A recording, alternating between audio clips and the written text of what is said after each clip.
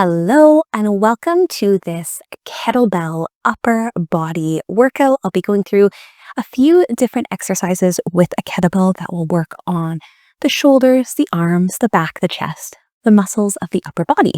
So it'll be handy to have a mat or a comfortable spot on the floor for this, and of course a kettlebell.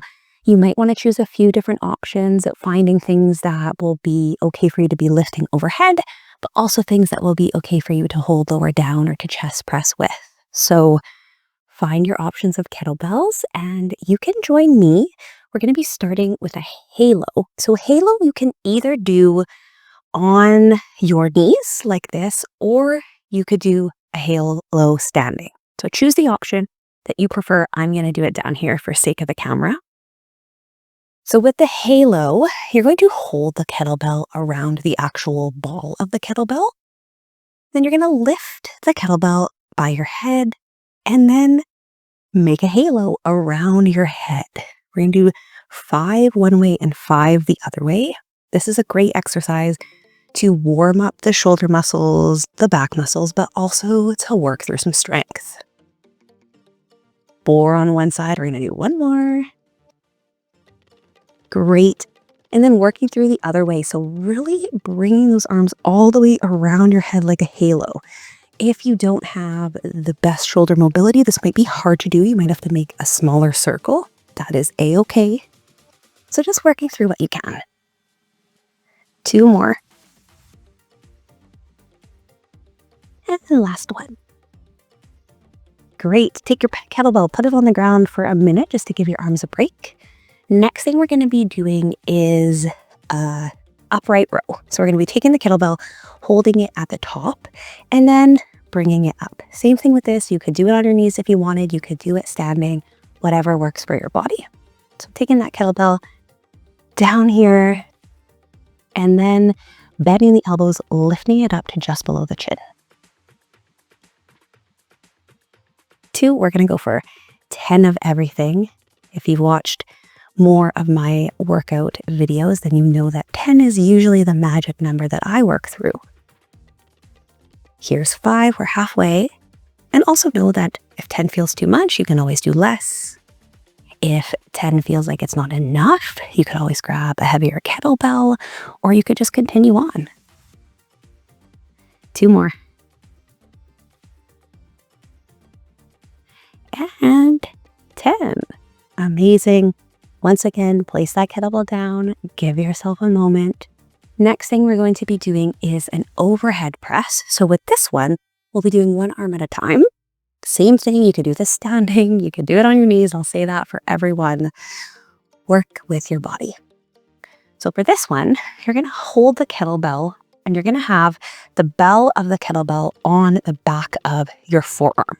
So when you're picking up the kettlebell, you can grab it like you would on the ground.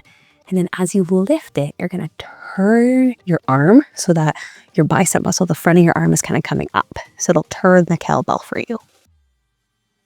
And then from here, just lifting up above your head. 10 per side. As you're doing this, trying as much as you can to not tilt your body over. We want to try and keep our body upright. That's 5 on this side. This will work your shoulder muscles. It works a bit of core. 8.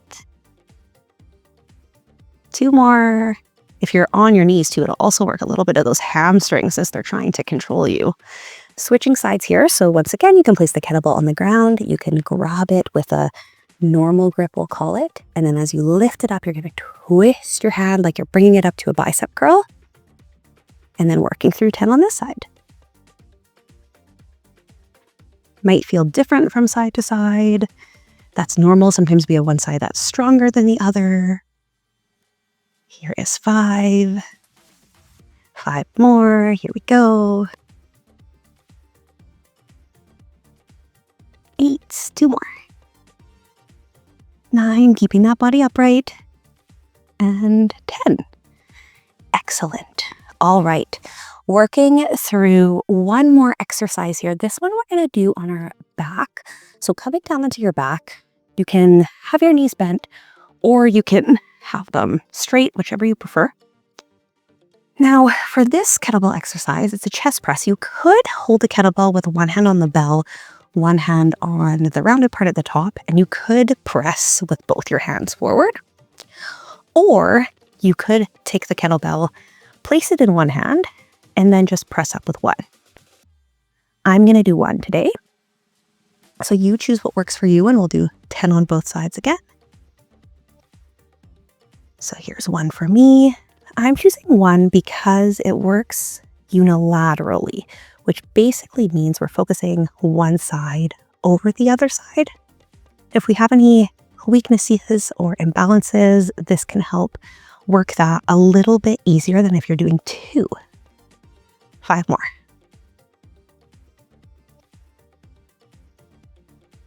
3. But you could do either one. There's no right or wrong. Last one, if you're doing one with me. If you did both at once, you could stop there, or you could decide to do a second set if you wanted. So going through 10 on the other side. And then once again, you might notice one side feels different than the other side. One side might feel weaker or harder. That's why the unilateral work can be good.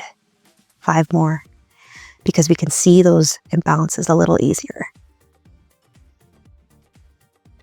3, 2, last one. Amazing. And those are our upper body kettlebell exercises. I'm going to give you one extra bonus one at the end here that will work the upper body a little bit, but it also works the core. So if you want to add a little bonus core one at the end, you can come up to standing. This is called a suitcase hold. The reason it's called a suitcase is because we can imagine those old school briefcases that people had where you hold in one arm. So you're just going to take your kettlebell, you're going to hold it in one arm, you're going to take it a little bit away from your body. So couple inches, 10 centimeters or so away from the body. And then you're just going to hold. And the reason this works, the core, is because the opposite side core here wants to collapse us. We're not letting it. And it works the shoulder as well, just because we're holding that kettlebell. We'll go for 5, 4, 3, 2, 1. And then switching over to the other side. Same thing, having it a little bit away from our body. Staying up nice and tall.